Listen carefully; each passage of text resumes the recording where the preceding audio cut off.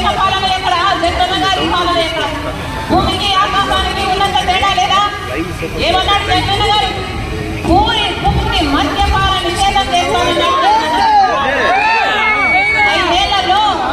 5 ఏళ్లలో పూర్తి మద్యపాన నిషేధం చేస్తానన్నాడు. అసలు మద్యం అనేది ఎక్కడా లేకుండా చేస్తాను, ఆ తర్వాతే వచ్చి మీకు ఓట్లెడుతారు అన్నాడు జగన్ గారు.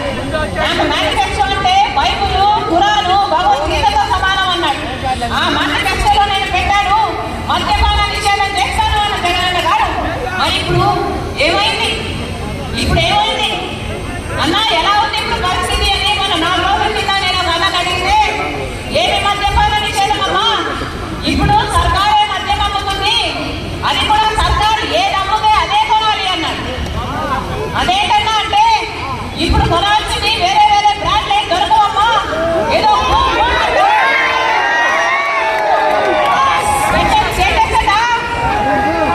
ఇవే దొరుకుతాయి తల్లి అన్నాడు.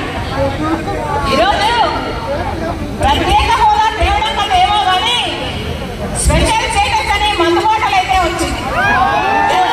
పుణ్యం. మరి ఇదేనా మాట పెట్టుకోవడం అంటే? ఇప్పుడు కనీసం ఆన్లైన్ సేల్స్ లేవు, ఒక కార్డుతో పేమెంట్ లేదు, మద్యం షాపులో పూర్తి క్యాష్ పేమెంట్లే అంటున్నారు. ఎందుకు అని అడుగుతున్నాం అంటే రాష్ట్రానికి వచ్చే ట్యాక్సులు రావటం లేదు, కేంద్రానికి వచ్చే ట్యాక్సులు పోవటం లేదు.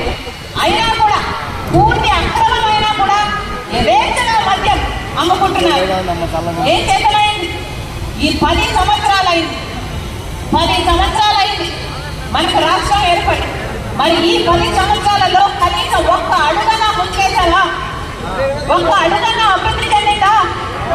అదే మనకు స్పెషల్ స్టేటస్ వచ్చింటే, ప్రత్యేక హోదా వచ్చింటే మన రాష్ట్రం ఎక్కడో ఉండే, పెద్ద పెద్ద పరిశ్రమలు వచ్చాయి, రాజధాని పూర్తయిపోయేది, పోలవరం ప్రాజెక్టు పూర్తయిపోయేది, మాట మీద నిలబడే ప్రభుత్వం ఉన్నానే, కేంద్రంలో ఉన్నా పూర్తయిపోయేది. కనీసం రాష్ట్రంలో కనీస నిజాయితీతో ఒక మంచి ఉద్యమం చేస్తున్నా ఇవన్నీ సాధ్యమయ్యేది.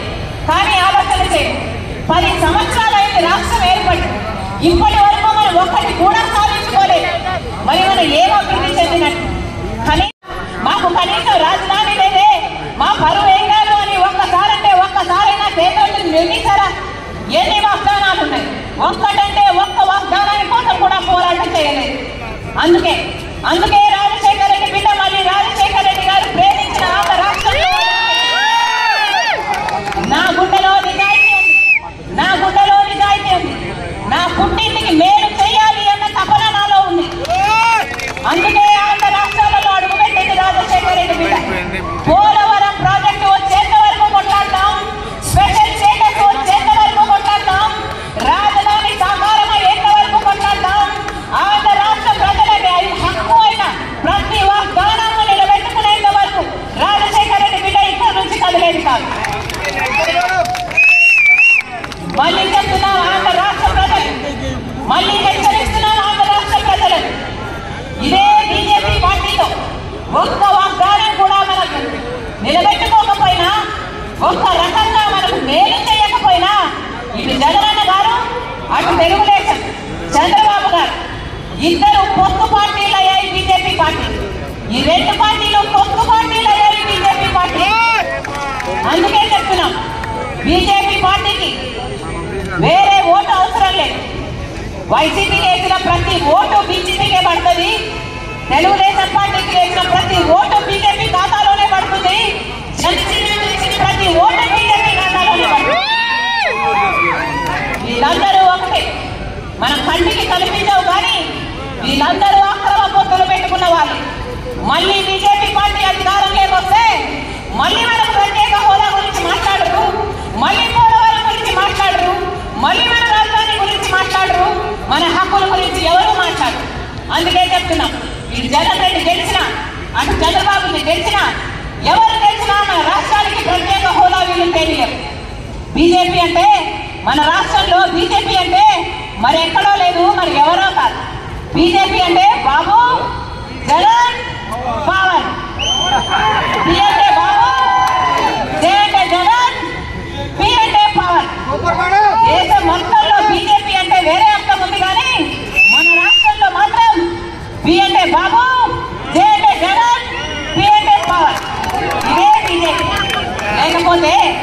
లేకపోతే ఒక్క సీట్ అన్నా గెలిచిన బీజేపీ పార్టీ, ఒక్క ఎమ్మెల్యే ఉన్నాడా బీజేపీ పార్టీకి ఆంధ్ర రాష్ట్రంలో, ఒక్క ఎంపీ అయినా ఉన్నాడా ఆంధ్ర రాష్ట్రంలో బీజేపీకి? అయినా కూడా ఒక ఎంపీని గెలవకపోయినా, ఒక ఎమ్మెల్యేని గెలవకపోయినా ఈరోజు బీజేపీ పార్టీ మన రాష్ట్రంలో రాజ్యం ఏలుతుంది. ఎందుకంటే ఇటు చంద్రబాబు గారు, ఇటు జగనన్న గారు బీజేపీ పార్టీకి గులాంగిరి చేస్తున్నారు కాబట్టి. అందుకే అప్రమత్తంగా ఉండాలి ఆంధ్ర రాష్ట్ర ప్రజలు. మనకు ప్రత్యేక హోదా రావాలి అంటే ఒక్క కాంగ్రెస్ వల్లే సాధ్యం అవుతుంది అని మళ్ళీ చెప్తున్నారు. రాహుల్ గాంధీ గారు చెప్పిన మాట, అధికారంలోకి వచ్చిన మొట్టమొదటి ఫైలు మీద, అది కూడా ఆంధ్ర రాష్ట్రానికి చెందాల్సిన ప్రత్యేక హోదా ఫైలు మీద నేను సంతకం పెట్టాలని రాహుల్ గాంధీ గారు చెప్పారు. ప్రత్యేక హోదా కావాలి అంటే కాంగ్రెస్ పార్టీ అధికారంలోకి రావాలి. పోలవరం ప్రాజెక్టు పూర్తవ్వాలి అంటే కాంగ్రెస్ పార్టీ అధికారంలోకి రావాలి.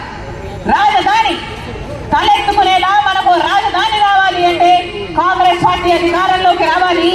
మనకు ఏ మేలు జరగాలన్నా, ఏ మేలు మన బిడ్డలకు జరగాలన్నా, ఏ మేలు మన రైతులకు జరగాలన్నా, ఏ ఒక్క మేలైనా మన రాష్ట్రానికి జరగాలన్నా, ఉద్యోగాలు రావాలన్నా, రైతు మళ్ళీ వాళ్ళ కాళ్ళ మీద వాళ్ళు నిలబడాలన్నా కాంగ్రెస్ పార్టీ అధికారంలోకి వస్తేనే ఇది సాధ్యమవుతుందని మరొకసారి రాజశేఖర రెడ్డి మీద ఇంతమంది ఆంధ్ర రాష్ట్ర ప్రజలకు మనవి చేసుకుంటున్నారు. ఇది అని గొప్పగా చెప్పుకోవడానికి కనీసం ఒక రాజధాని అయినా ఉందా? 20 లక్షల ఎకరాలకు నీళ్ళిచ్చే పోలవరం ప్రాజెక్టు పూర్తయిపోతే పెద్ద పరిశ్రమలు రాకపోయినా మన కాళ్ళ మీద మనం నిలబడేవారు, మన రైతులు మన కాళ్ళ మీద వాళ్ళు నిలబడేవారు. పోనీ అదైనా ఏంటంటే అది కానీ పెద్ద పరిశ్రమలు వస్తే మన బిడ్డలకు ఉద్యోగాలు వస్తాయి కదా అంటే ఒక్కరంటే ఒకరు, చంద్రబాబు గారైనా ఇటు జగనన్న గారైనా ఒక్క నిజమైన ఉద్యమమైనా చేశారా? ఆ రోజు బీజేపీ పార్టీ చెప్పిన మాట 5 సంవత్సరాలు కాదు 10 సంవత్సరాలు ఇస్తామన్నారు. తిరుపతిలో మోడీ గారు అదే పనిగా సభ పెట్టి ఆంధ్ర రాష్ట్ర ప్రజలకు వాగ్దానం చేశాడు. 10 సంవత్సరాలు ప్రత్యేక హోదా ఇస్తామన్నారు. ఆ రోజు చంద్రబాబు గారు అన్న మాట 10 సంవత్సరాలు అయిపోదు, 15 సంవత్సరాలు కావాలి అన్నాడు. ఆ తర్వాత 15 సంవత్సరాలు ఉన్న చంద్రబాబు గారు ముఖ్యమంత్రి అయితే కనీసం ఒక్కసారైనా ప్రత్యేక హోదా కావాలి అని బీజేపీతో కొట్లాడలేకపోయాడు, ఒక్క నిజమైన ఉద్యమం చేయలేకపోయాడు. ఆ రోజుల్లో జగనన్న గారు ప్రతిపక్ష నాయకుడు. ఆ రోజుల్లో జగనన్న గారు చెప్పిన మాట నిరాహార దీక్షలు చేశాడు. ప్రత్యేక హోదా ఎందుకు ఇవ్వడం లేదు, ఎందుకు కొట్లాడటం లేదు అని నిలదీశాడు. ఆ రోజుల్లో జగనన్న గారు చెప్పిన మాట, అందరం మూకుమ్మడిగా రాజీనామాలు చేద్దాం, కేంద్ర ప్రభుత్వం ప్రత్యేక హోదా ఎందుకు ఇవ్వదో చూద్దాము అన్నాడు జగనన్న గారు. మరి జగనన్న గారు ముఖ్యమంత్రి అయినాక ప్రత్యేక హోదా కోసము ఎంతమంది రాజీనామాలు చేశారు? మూకుమ్మడిగా ఎంతమంది రాజీనామాలు చేశారు? రాజీనామాలు కాదు కదా, కనీసం ఒక్కసారైనా ప్రత్యేక హోదా కావాలి అని మీరు మోడీ గారిని నిలదీయగలిగారా? ఒక్క నిజమైన ఉద్యమమైనా చేయగలిగారా? మీరు ఆ మాట మీద నిలబడేది.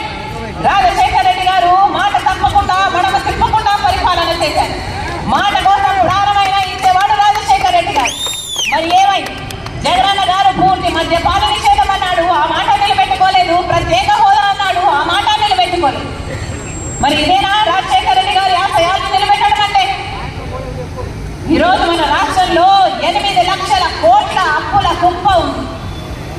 8 లక్షల కోట్ల అప్పులు చేశాడు జగనన్న గారు. పోనీ ఇంత డబ్బు తెచ్చారే, మన రాష్ట్రంలో దేనికైనా డబ్బుతా? దేనికి డబ్బు ఉంది? పిడి బిచ్చము కళ్ళు ఉద్దరా అని ఒక సామెత ఉంది, విన్నారా? పిడి బిచ్చం కళ్ళు ఉద్దరా. ఈరోజు 8 లక్షల కోట్ల అప్పు తెచ్చారు కానీ దేనికి డబ్బు లేదు. రాజధాని కడదామంటే డబ్బు లేదు, పోలవరం కట్టుకుందామంటే డబ్బు లేదు, పెద్ద పరిశ్రమలు పెట్టుకుందామంటే డబ్బు లేదు, ఆఖరికి రోడ్లు వేసుకుందామంటే డబ్బు లేదు, జీతాలు ఇవ్వాలంటే డబ్బు లేదు, ఫీజు రియంబర్స్మెంట్ ఇవ్వాలంటే డబ్బు లేదు. ఇదిగో ఇక్కడ అదలున్నారు, వీళ్ళ పెన్షన్ పాలసీ మార్చి వాళ్ళ కడుపులు కొడుతున్నారు, వాళ్ళ జీవితాలను కొడుతున్నారు, వాళ్ళ కుటుంబాలంతా రోడ్ల మీద పడతాయి అని ఎంతమంది ఎంప్లాయీస్ చెప్తున్నారు.